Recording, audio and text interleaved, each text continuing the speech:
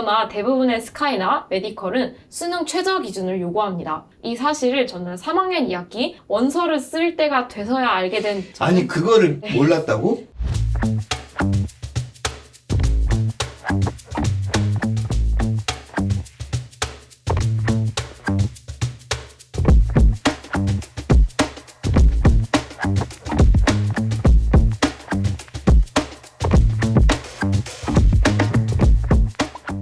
입시에 성공한 청춘들의 이야기, 청춘일기를 시작하겠습니다. 팡스카이 캠프 대표를 맡고 있는 유용상이라고 합니다. 반갑습니다. 자, 우리 오늘 대한민국 최고의 대학교, 서울대학교에 재학 중이신 지인우 선생님을 모셨습니다. 소개 한번 부탁드리겠습니다. 네, 안녕하세요. 이번 팡스카이 2호 여름 캠프에 참여했고 현재 서울대학교 수의학과에 재학 중인 지인우입니다. 누가 봐도 전형적으로 우리 초등학교 때부터 정말 모범생의 이미지, 공부만 쭉 하면서 바르게 학창시절을 보냈을 것 같은데 초등학교 시절에 지인우 선생님에 대해서 이야기해 주시겠어요? 사실 저는 초등학교 때부터 중학교 1학년 때까지 시험이 없는 행운의 교육과정 세대였습니다. 그래서 과도한 선행 같은 것도 전혀 한 적이 없고요. 요약하자면 정말 후회 없이 놀았습니다. 자유학기제 때문에 그랬다는 얘기죠. 네. 그러면 이제 자유학기제 때 대부분의 중학생들이 사실 중학교 2학년 때부터 처음 시험을 보는 거에 굉장히 낯설어 하기도 하고 처음 공부하는 습관들이 안 잡혀 있다 보니까 굉장히 어렵게 느끼는데 이누쌤 같은 경우에는 공부를 시작하게 된 계기가 있을까요? 사실 제가 공부를 시작하게 된 계기는 별거 아닌데요. 제가 중학교 2학년 2학기 기말고사 때 짝사랑을 시작하게 되었습니다. 그런데 그 애가 오로지 전교 1등 여자애하고만 이야기를 하는 친구였는데 그 친구는 당연히 그 여자애가 공부를 잘해서 얘기한 건 아니었겠지만 저는 그 아이의 관심을 끌고 싶어서 처음으로 성적을 잘 받겠다는 목표를 세웠습니다. 특이하다. 중학교 2학년 학생이 왜 공부를 잘하는 학생과만 얘기를 했을까요? 뭘까? 그냥 낯을 많이 가리던 친구였고 우연히 전교 1등으로 얘기를 한 것 같은데 그런데 이제 이누쌤은 공부를 잘해야만 내 짝사랑하는 남자와 얘기할 수 있다. 네, 그때는 그렇게 생각했었던 것 같습니다. 그러면 중학교 2학년 때 처음 공부를 하고 중간고사를 처음 봤죠. 아무래도 중1 때까지는 자유학기제였잖아요. 그래서 네. 중2 때 첫 시험을 임했을 때 상황과 뭐 성적 기억나는 거 있어요? 중학교 때는 그냥 다른 친구들이 의무적으로 2주 전에는 보통 시작하니까 저도 그냥 분위기에 휩쓸려서 했던 것 같고요. 그래서 성적은 중위권 정도였던 것 같습니다. 첫 중간고사 때? 네. 자, 이제 중학교 2학년 첫 중간고사 시험에서 중위권의 성적을 받았어요. 그래서 이제 짝사랑하는 그 친구와 얘기를 하기 위해서 좀 어떻게 더 노력을 하거나 공부에 대한 변화가 있었는지. 네, 저는 이전과는 한 끗씩 다른 행동을 했는데요. 먼저 전에는 2주를 두고 시험을 준비하던 제가 이번에는 한 달을 두고 시험을 준비하였고 또 한 번 낮잠을 자면 침대에서 몇 시간씩 잤었는데 이번에는 일부러 책상에서 엎드려서 자서 15분만 자고 일어나는 등 노력을 했습니다. 그리고 1회독을 겨우 하고 시험에 들어가던 제가 이번에는 모든 과목을 5회독을 하고 시험에 들어갔습니다. 또 추석에도 이번에는 공부를 한 뒤 독서실에 나와서 집에 가면 보았던 그 보름달을 저는 지금도 잊을 수 없는 것 같습니다.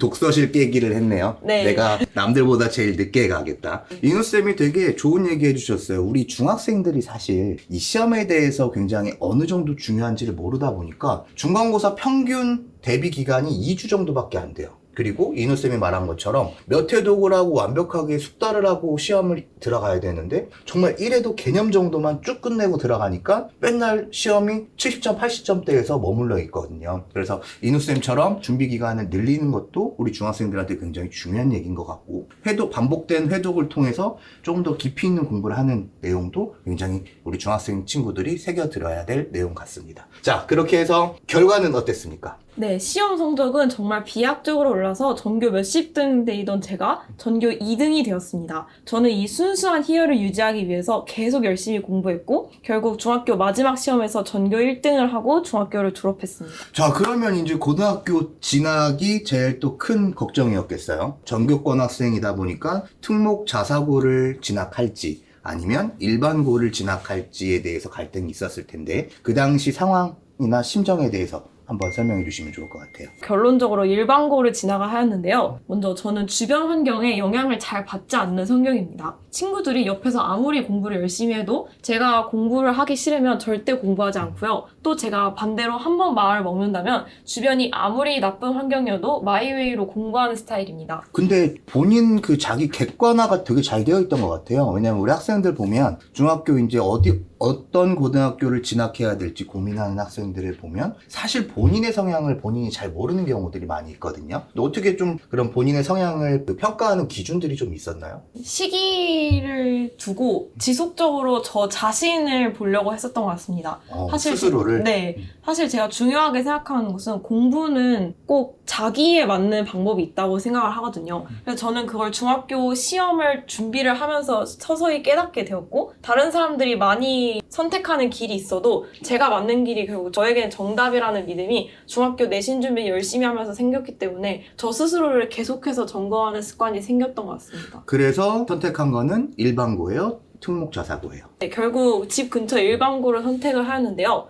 말씀드렸듯이 저는 환경에 큰 영향을 받지 않은 성격이기 때문에 특목고의 좋은 환경이 크게 메리트로 다가오지 않았고요. 또 전략적으로 뱀의 머리가 되는 것이 특목고에 가서 용의 꼬리가 되는 것보다 제 성격에 더 잘 맞을 것 같아서 일반고를 선택을 했습니다. 결론적으로 지금 졸업을 한 시점에서 생각을 해봐도 아주 만족스러운 선택이었습니다. 나는 뱀의 머리와 용의 꼬리를 얘기한 학생 중에 서울대를 진학한 사례를 처음 봤어요. 나는 다 이제 매번 본인이 특목자사고의 그 치열한 경쟁에서 살아남기 힘들다 보니까 자기 합리화를 하기 위해서 뭐 일반고를 전략적으로 선택했다, 뭐 이런 식으로 얘기를 들었는데, 이렇게 직접 얘기하고 정말 이 전략적으로 성공한 모습을 보니까 참 대단합니다. 특히나 이제 요즘 같은 경우에는 고교학점제로 바뀌면서 학교들이 학생부를 다 블라인드 평가를 하잖아요. 그러니까 뭐 정말 특목자사고에 좋은 환경을 가는 것도 중요한데, 정말 이누쌤처럼 본인에 대한 객관화가 잘 된 학생들이라면, 그리고 정말 본인이 목표한 것들을 잃지 않고 꾸준히 할 수 있는 학생들이라면 일반고 가서 정말 최상위권을 유지해 보는 것도 상위권 대학교 진학을 위해서는 또 좋은 선택일 수 있을 것 같습니다. 고등학교는 전략적으로 일반고를 선택을 했습니다. 그리고 중학교 때부터 계속 성적은 상위권대를 유지했고, 그러면 이제 고등학교 첫 중간고사 당연히 성적이 잘 나왔을 것 같은데 어땠어요?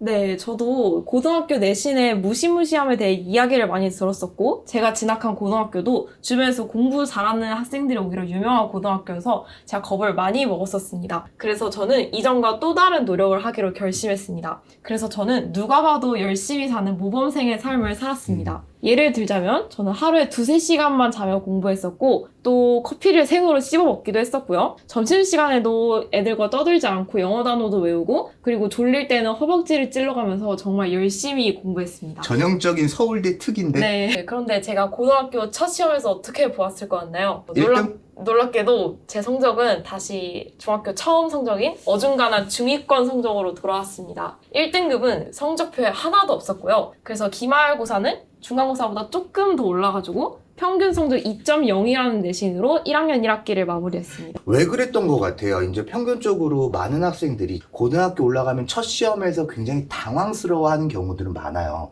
근데 사실 이누쌤 같은 경우에는 그래도 최상위권 학생이었는데, 그것도 일반고에서 2점대 성적을 맞았다는 건 기대치보다 훨씬 조금 밑도는 성적이긴 하잖아요. 공부할 때 당시에 어려움이라든지 아니면 무슨 상황들이 있었는지, 그런 이유가 있었을까요? 제가 이전처럼 저 자신을 다시 되돌아보면서 제가 어떤 점이 문제였는지 생각을 해보았는데요. 결론적으로 말씀드리면 저는 흉내내기식으로 공부를 했던 것 같습니다. 이는 하위권인 학생들보다 중위권, 특히 상위권 학생들에게 더 독이 되는 태도인데요. 예를 들어서 제가 했었던 매일 3시간만 자고 공부하기, 커피 많이 마시면서 버티기, 밥 먹으면서 걸어다니면서 계속 공부하는 것 등이 흉내내는 공부였습니다.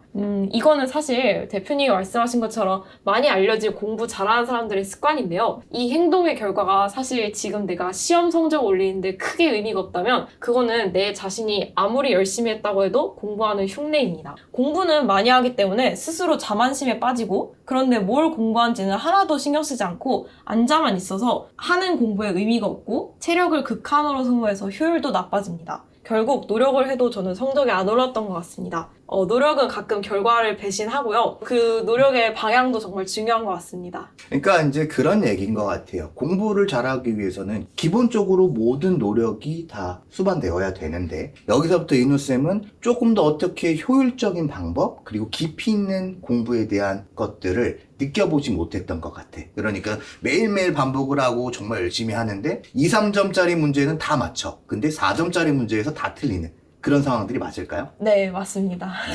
근데 그렇게 되면 너무 좌절감이 컸을 것 같아요. 왜냐면 내가 공부를 안 한 것도 아니고 정말 최선을 다해서 노력을 했는데 성적은 기대치를 훨씬 밑돌아. 그러면 나 같으면 정말 큰 슬럼프가 왔을 것 같거든요. 그때 슬럼프 같은 건 오지 않았나요? 네, 저도 당연히 왔고요. 기말고사 끝나고 여름방학에 저는 정말 큰 슬럼프에 빠졌습니다. 누군가에게는 2.0이 괜찮아 보일 수 있는 성적이지만 서울대에 가고 싶었던 저에게는 불가능한 등급이었습니다. 그래서 저는 열심히 공부했잖아요. 그래서 이렇게까지 하는데 내 한계는 여기까지인가? 이런 부정적인 생각들에 휩싸여서 방 안에서 틀어박혀서 방학을 보냈던 것 같습니다. 슬프다. 그쵸? 노력도 했는데 성적은 안 오르고 당연히 나 같아도 방 안에 박혀 있었을 것 같아요. 네, 그럼 슬럼프를 좀 극복한 방법들이 있을까요? 저는 그냥 좀 저 자신을 내려놓았습니다.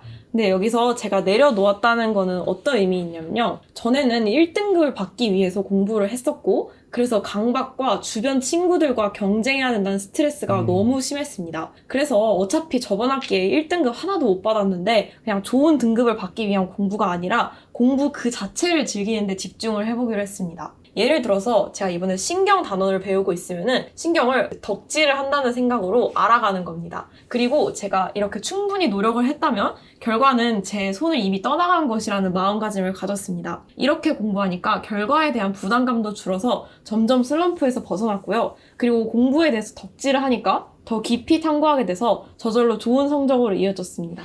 공부에 대한 덕질 참 좋은 얘기인 것 같아요. 근데 우리 학생들이 그런 마음을 먹기가 참 쉽지 않잖아요. 혹시 또 한 가지 생각나는 팁 있을까요? 뭔가 공부에 좀 빠질 수 있는, 공부에 한번 집중해 볼 수 있는, 공부를 즐길 수 있는. 일단 자기 스스로 공부가 재밌다고 최면을 거는 게 중요할 것 같고요. 지금 나의 상황이 학생으로서 공부에 최선을 다해야 되는 상황이라면 그 상황에서 최대한 재미를 느낄 수 있게 저는 그래서 뭐 교과서도 예쁘게 꾸몄었고 일부러 필기구도 제가 좋아하는 색깔로 맞췄었고 이런 식으로 소소한 재미를 자기 스스로가 찾아서 하는 게 중요한 것 같습니다. 맞아요. 그러니까 이누쌤처럼 사실 공부 잘하는 학생들 처음 고등학교에 올라오면 중학교 때 상위권 학생들이 올라오면 뭔가 나는 이번 시험에서 상위권에서 있을 것 같고 특히나 서울대를 목표하는 학생들은 저 1등급이 아니면 안 되기 때문에 그러다가 이제 시험 한번 잘못 보면 미끄러지는 경우들도 많이 발생이 되는데 정말 어떻게 공부해야 되는지 그리고 공부라는 게 몇 년 동안 꾸준히 계속 해야 되는 거잖아요. 그래서 조금 더 편안한 마음으로 좀 즐길 수 있는 자세가 있다면 그 시간들이 조금 더 행복한 시간들이 되지 않을까 라고 생각을 합니다.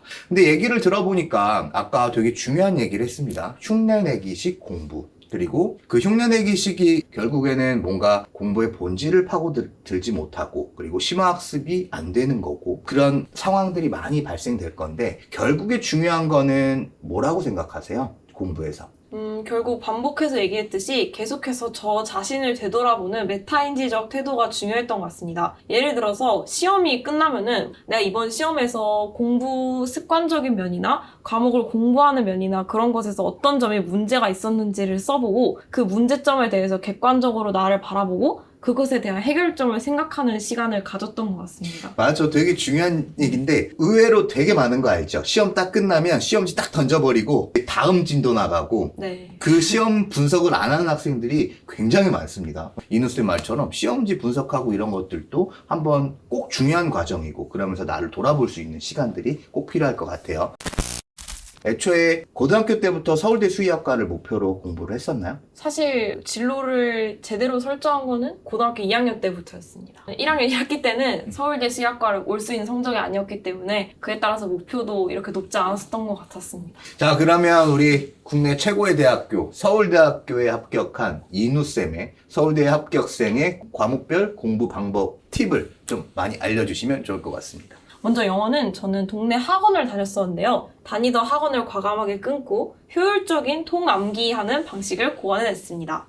요즘에 통암기로 공부하라고 하면 아이들이 너무 비효율적이에요. 너무 시간이 없어요. 너무 무식한 방법이에요. 이렇게 얘기를 하거든요. 실제로 내신에서 통암기만큼 빠르게 점수를 올리는 게 없잖아요. 그 부분에 대해서도 한번 이누쌤이 했던 내용들 얘기해 주시면 좋을 것 같아요. 실제로 한번 시험 범위로 오는 게 150개 지문이 넘기 때문에 학생들의 입장도 충분히 공감을 맞아. 하는데요. 그래서 저는 통암기를 하되 중요한 것만 효율적으로 외우도록 방법을 고안했습니다. 바로 영어 지문을 필요한 것만 외우는 것입니다. 저는 시험에 출제될 만한 요소를 모두 빈칸으로 뚫어서 저만의 학습지를 만들었습니다. 그리고 시험 기간에는 그 빈칸이 숭숭 뚫린 지문을 달달 외우고 혼자서 제가 그 빈칸을 채워보는 연습을 꾸준히 했습니다. 그리고 시험 일주일을 남기고는 제가 지금까지 잘 외웠는지 저를 테스트하기 위해서 인터넷에서 긁어모은 문제를 풀었습니다. 저는 하루에 한 권씩 총 7권 정도 풀었던 것 같습니다. 영어 문제집을 하루에 7권이요? 그럼 몇 시간이 소요가 됩니까?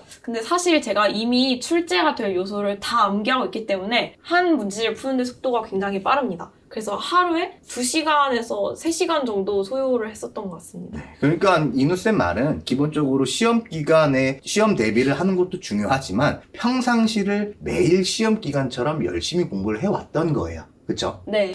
자, 그러면 이제 영어는 하루에 뭐 내신 준비할 때 하루에 7권씩도 풀었다고 하는데 선생님이 생각했을 때 내가 수능 영어를 몇 학년 때 다 거의 끝냈다고 생각을 하세요? 사실 저는 중학교 때 공부를 열심히 하면서 조금 빡센 영어 학원에 다녔었고 그 영어 학원에서 저 때는 트렌드가 중학교 때 고등학교 수능 영어를 완성하고 들어가기였기 때문에 그때 모의고사 영어는 많이 실력이 완성이 됐었던 것 같습니다. 그럼 국어는요? 네, 국어는 제가 완벽하게 이과어리인데요. 그래서 저는 내신 문학에 정말 큰 어려움을 겪었습니다. 그래서 국어는 저는 그냥 노력할 수 있는, 준비할 수 있는 건 다 하자는 전략으로 공부했었던 것 같습니다. 저희 학교는 국어 선생님이 3분 정도 계셨는데요. 저는 이 3분의 필기를 다 모았습니다. 그리고 시중에 판매되고 있는 자습서랑 문제집도 제가 구할 수 있는 대로 출판사 맞으면 다 구했습니다. 즉, 해당 작품에 대한 시중에 나와 있는 해석과 문제는 모두 암기하고 들어가셨다고 생각하시면 됩니다. 대단하다. 대부분 학생들은 이제 딱 문제를 풀고 그 내용이 다 이해가 되고 문제집에서 한두 권 풀어보면 정답이 나오면 그냥 다 넘어가는데 그렇게 같은 유형의 같은 문제들을 좀 많이 풀어본 이유가 있을까요? 사실 내신 문학의 특성이 선생님의 해석이 반영이 되는 새로운 문장이 나온다는 것입니다. 그래서 저는 그게 너무 두려웠기 때문에 제가 미리 볼 수 있는 문학 작품에 대한 해석은 다 보고 들어가서 그 해석을 바탕으로 종합을 해서 문제를 풀었던 것 같습니다.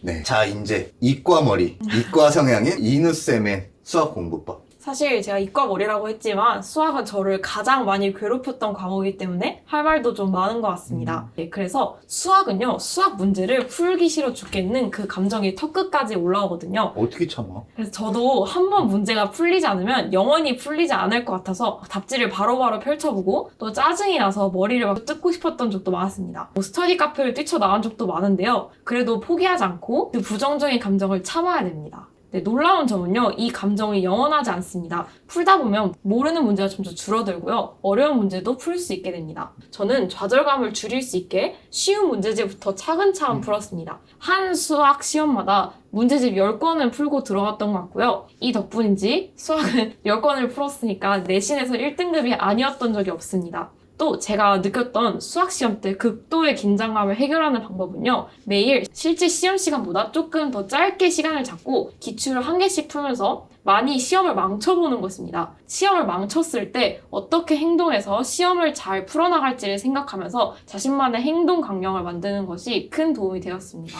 만약에 정말 문제가 안 풀리는 문제가 있어요. 그럼 어느 정도 시간과 어느 정도 투자를 한 다음에 좀 턴을 하는 게 분위기 전환을 하는 게 좋을까요? 저는 문제를 풀었을 때 그 문제가 안 풀리면은 다른 과목을 공부하다가 와서 다시 풀었습니다. 저는 한 문제를 오래 고민하는 게 수학에서는 좀 중요하다고 생각했기 때문에 이렇게 쉬었다가 한 3번 정도는 다시 시도를 해보고 그래도 안 되면은 답지나 선생님의 도움을 받았던 것 같습니다. 그러니까 계속 생각해보고 결국에는 내가 풀어내는 힘이 굉장히 중요한 과목이에요, 수학은. 그렇죠? 네. 그래서 니누쌤 말처럼 안 풀린다고 그냥 답지 보고 답에 의존해서 문제를 풀어버리면 뒤돌아서면 결국에는 금방 휘발성이 강하기 때문에 기억이 안 나거든요. 근데 이누쌤 말처럼 막 욕도 나올 것 같고 정말 막 자리를 박차고 일어나고 싶을 때 그러면 화나서 문제가 막 계속 생각나잖아. 네. 그랬을 때 풀어내면 그 기억이 정말 오랫동안 지속이 되고 정말 내 것으로 체화되는 경험을 할 수 있다라는 아주 좋은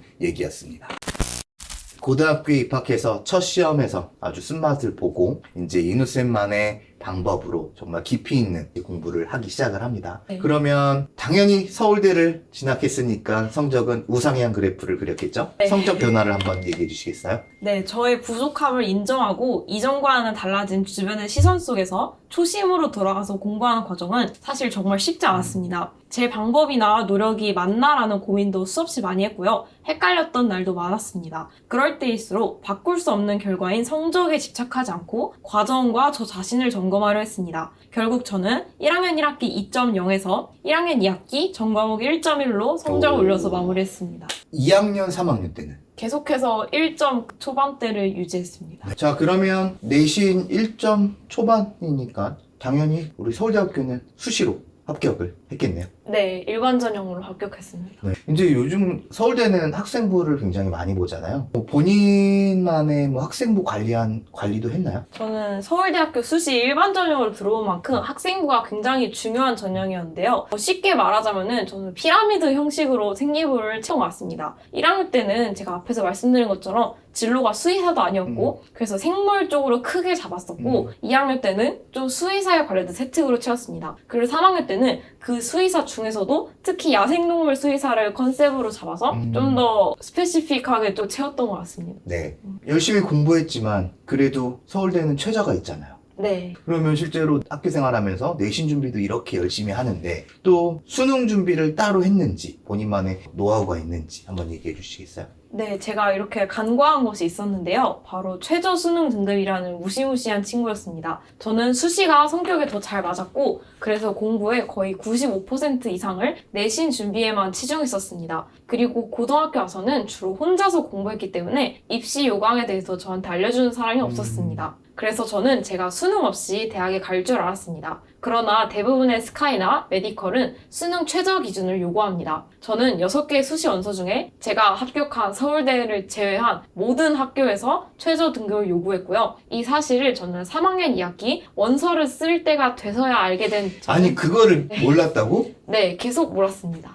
그래서 급하게 수능 벼락치기를 준비하게 됩니다. 너무 당황했을 것 같은데요? 그래서 우리 학생들도 본인이 희망하는 대학교와 학과에 대한 입학 전형은 꼭 체크를 해야 됩니다. 그래서 혹시라도 본인이 놓치는 부분들, 이런 부분들은 미리미리 준비할 수 있으니까. 그래서 어느 정도 내가 진학하고 싶은 학과에 대한 입시 요강들은 꼭 확인할 필요성이 있습니다. 그러면 그때 당시에 최저가 있다라는 걸 알았으면 이제 수능 준비하는데 굉장히 어려움을 많이 겪을 수가 있거든요. 이게 또 내신 공부랑 수능 공부랑은 엄연히 또 접근하는 방법들이 다른 부분들이 존재하니까. 이누쌤은 어땠어요? 네, 저는 말씀드렸다시피 3학년 2학기가 돼서야 알게 되었기 때문에 7월부터 11월까지 약 4개월 동안 수능 공부를 했고요. 저는 이렇게 짧은 기간을 N수생과 정시 파이터들과 싸워서 좋은 성적을 받아야 된다는 부담감이 상당히 심했습니다. 이때 4개월 공부해서 성적이 뭐가 달라질까 그런 생각도 정말 많이 했고요. 주변에서 부정적인 이야기도 많이 들었습니다. 그러나 이처럼 수능까지 시간이 정말 얼마 없는 것 같지만 예상외로 많은 것을 할 수 있는 시간입니다.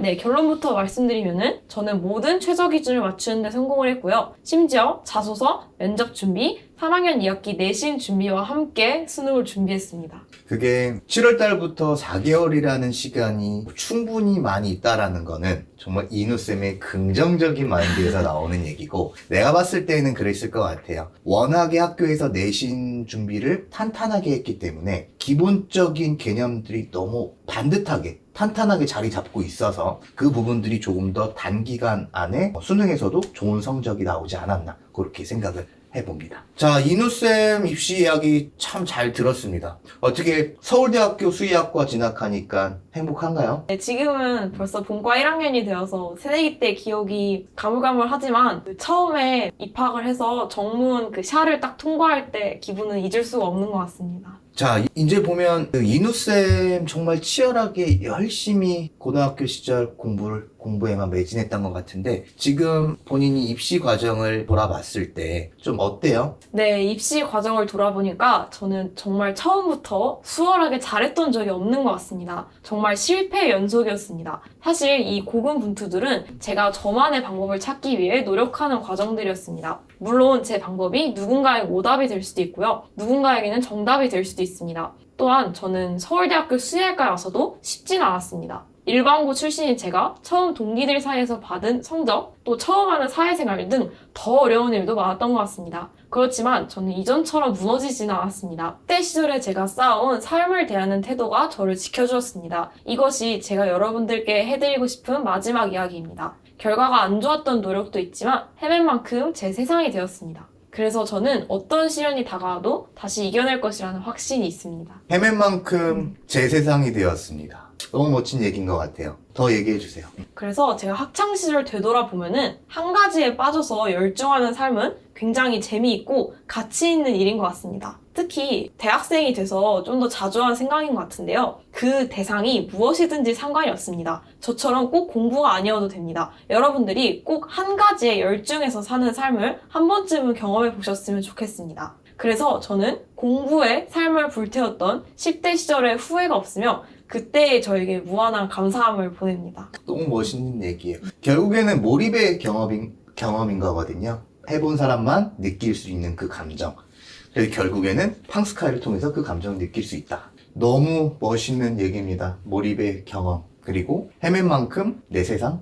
그러니까 우리 학생들도 너무 꼭 공부에만 몰입을 하라는 얘기가 아닙니다. 우리가 학창 시절에만 몰입해 볼 수 있는 그런 것들이 너무 많이 있어요. 정말로 그런 일들이 닥쳤을 때 내가 어느 정도 정도권만 하고 나 이 정도면 됐어 라고 생각하기보다 내가 정말 모든 것들을 다 쏟아 부어서 이만큼은 다시는 절대로 못해 라는 열정과 노력 정도는 한번 해보면 그 노력을 했던 기억들이 또 다음을 위해서 도전을 하고 달려갈 수 있는 그런 큰 힘이 되는 거거든요. 그래서 우리 학생들도 학교 학창 시절에서 주어진 일들 정말 내가 최선을 다해서 한번 임해보는 그런 삶의 자세를 가져보면 참 좋을 것 같습니다. 오늘 이누쌤 이야기 너무 멋있었고요. 그리고 너무 대단하고 그리고 너무 감명 깊게 들었습니다. 청춘일기로 사행시를 한번 진행해 보도록 하겠습니다. 청춘을 바쳐서 공부하는 친구들아, 추나추동 중 비록 지금은 겨울이지만 일상 하루하루를 잘 채워나가다 보면은 기어이 봄이 꼭 올 거야. 자, 우리 치열하게 달려온 이누쌤의 학창시절에 대해서 스스로가 그 시절 이누쌤에게 한마디 한다면? 다시는 너처럼 못 살 것 같아. 고생하셨습니다. 네, 감사합니다. 네.